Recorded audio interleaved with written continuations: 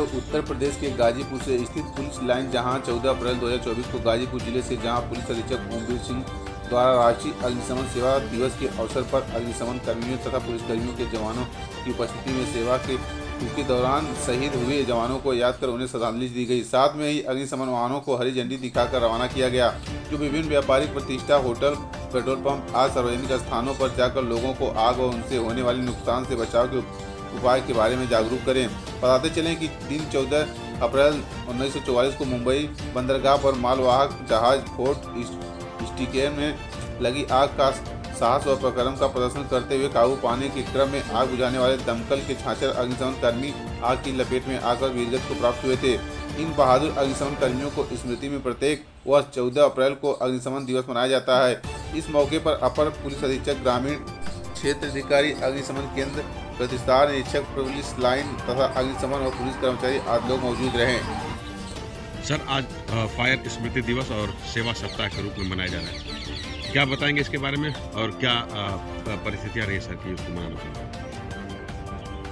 जब से fire services सरकार के अधीन आया है और पूरे प्रदेश में इसका अधिकार क्षेत्र बना था,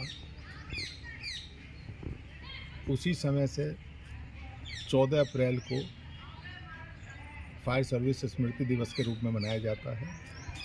इसके पीछे एक दुर्घटना हुई थी। आज ही के दिन सन 1944 में बम्बई जो बंदरगाह है वहाँ पे एक मालवाहक जहाज में आग लगने से, उसको बुझाते हुए उसमें विस्फोट होने से फायर सर्विस के 66 फायर कर्मी जो हैं वो वीरगति को प्राप्त हुए थे।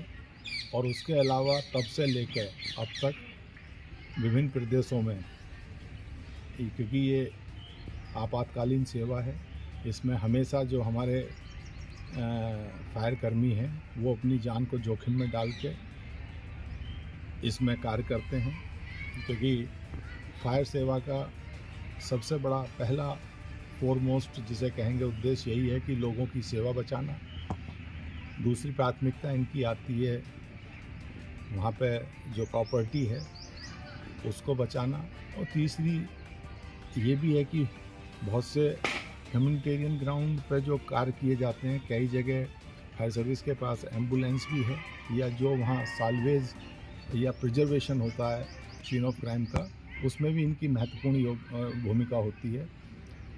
और आग के बारे में यही कहा जाता है कि आग लगने से पहले अगर आप उसके बारे में सोचेंगे तो एक भयावह स्थिति को बचा सकते हैं।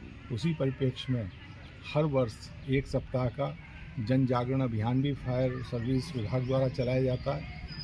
आज भी उसमें हमारे पूरे जनपद में फायर सर्विस की गाड़ियां, इनके कर्मी घूम रहे हैं। और आज से लेकर 20 तारीख तक विभिन्न व्यापारिक संस्थान जैसे होटल, पेट्रोल पंप, घरेलू महिलाओं को भी इसमें जागरूक किया जाएगा। क्योंकि कई बार डोमेस्टिक स्तर पे सिलेंडर इत्यादि के साथ अगर कोई लापरवाही हो जाए तो उससे भी अग्निकांड होने की संभावना बनी रहती है।